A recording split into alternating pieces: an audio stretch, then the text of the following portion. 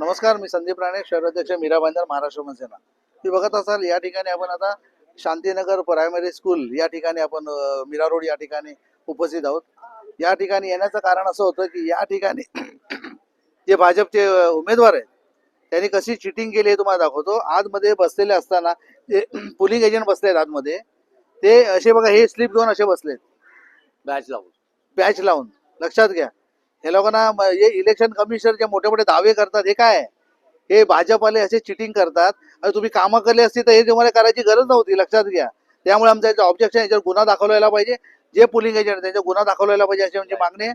आणि ज्या ठिकाणी आम्ही फेसबुक लाईव्ह पण आमच्या कार्यकर्ते दिलीप घाग आहेत यांनी त्याचं केलेलं आहे. त्यामुळे त्याच्यावर गुन्हा दाखवला पाहिजे. आम्ही थांबलो या ठिकाणी गुन्हा दाखवला, पण आम्ही या ठिकाणी निघणार नाही आहोत. त्यामुळे याच्यावर लवकरात लवकर गुन्हा दाखल व्हावा ही आमची प्रामाणिक इच्छा आहे.